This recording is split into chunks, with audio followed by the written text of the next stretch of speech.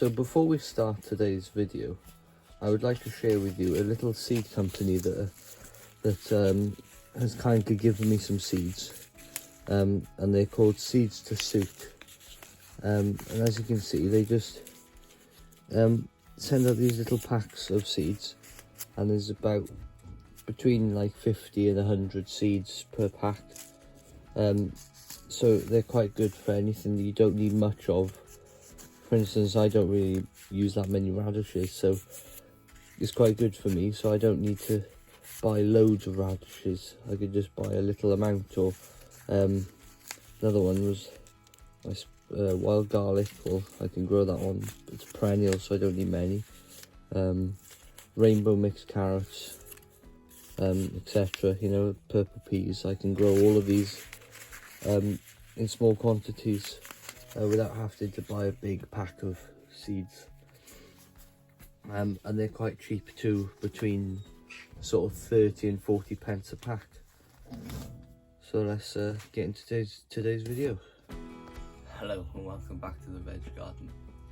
Today's video I'll be doing a quick garden tour, just to show off what's happened in the last few months, and just go around and show what's happened and what's changed and what's new and all that good stuff. So to start, the patch by the side of the shed there, next to the mini tunnel, that's all been done into nice little beds now. It was just one open patch before, and I hadn't really grown much in there. It was just a storage site really, but now I can hopefully grow some potatoes there this year to sort of weed it and suppress any weeds like that. I've also put pallets up the side of the shed to use act as a trellis to hopefully grow a climbing hydrangea and some climbing roses this year and from now on then. And I'll also be putting some sweet peas up it just for this first few years whilst the hydrangeas and roses get established. Another thing I've changed, as you can see, is the tunnel. The mini tunnel hinges the other way now, so it hinges towards the sun, so the sun could come in through it. And because I've hinged it the other way, it means I can do a nice little herb bed where I used to have access to the tunnel. So I've gained some growing space just by swapping hinges around to the other side. And then on the other side, as you can see, the beds are all empty at the moment. I've got a few little perennials in the front, some bulbs emerging, and some flowers and herbs along the fronts of the beds. And then we get to the third bed up, and you'll see that there's garlic growing in the bed and some apple trees on the front. Now I'm not sure if the apple trees will live there forever and be a step over hedge, or whether I'll move them on at some point in the future, but I think for now they'll be staying there. And then we come down a bit more and there's a strawberry patch and like a clay terracotta pot that's got holes in the sides to grow herbs out of the side. And then we've got some purple sprouting broccoli, and the lavender in the front is growing really well. And then there's some cuttings and stuff growing. And then I've got a storage bed there that's got stuff underneath it, but I've just put all my mesh and bottles to build this greenhouse on top of. And under those are hugelkultur beds, and then we've got one up there. We've got a giant, what's it called, elephant garlic, and some chard in the back. And then down one again, we've got the food forest bed, which has got some Jerusalem artichokes in the far end, and then some strawberry and white currant guilds in the front. And then we go up a bit more, we've got some beds that haven't been mulched yet, but I'm thinking of leaving them this year and just sprinkling some worm castings in to give them fertility. And then there's some purple sprouting broccoli, and then the bed on the end, which is going to be cover cropped this year,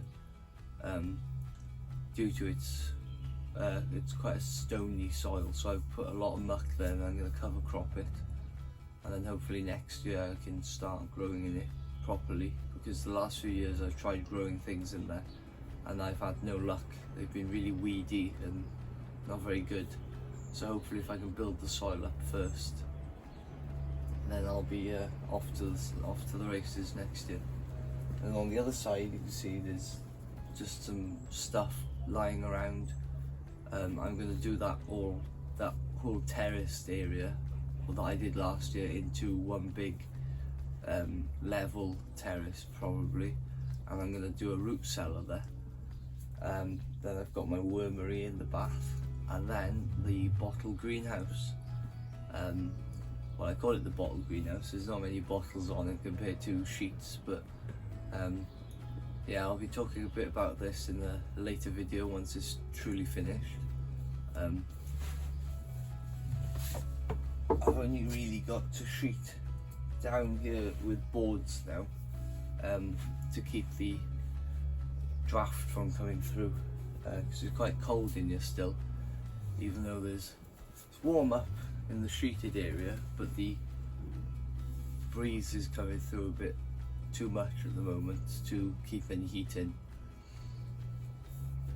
And then in front we can see, way back down, we've got a goji berry climbing through the bottle greenhouse, and then it's just the beds on the side of the shed, little herb beds. And then inside the greenhouse at the moment is just a store of there's all the old bottles and the bottle tops from cutting off the greenhouse, and all the rubbish from there that needs to be processed into other things, reused. And then down the bottom garden, the food forest hasn't yet been weeded and sorted yet, but that's a project to be done in the next few weeks now, is get the food forest up and running again, just re-establishing it, well, not re-establishing it, just weeding it and mulching it.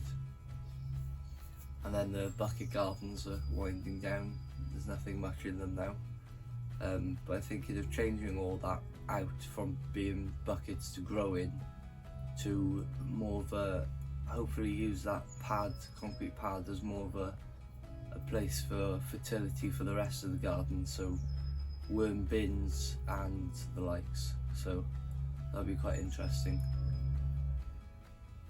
And then we'll come back round up, and you can see I've done dead hedges to keep the rabbits out, and it gives a bit of habitat for wildlife, so birds and insects. And then the new patch has all been sheeted over to keep the weeds down, and I'll be starting that in a few months now, 2 months say. I'll unsheet that and plant it up.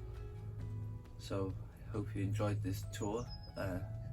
It's quite a rushed tour, to be fair, but I would like to get some better footage for you at some point. I thought I'd just give you a quick update, and thank you very much for watching. Hope you enjoyed, and I'll see you again next time.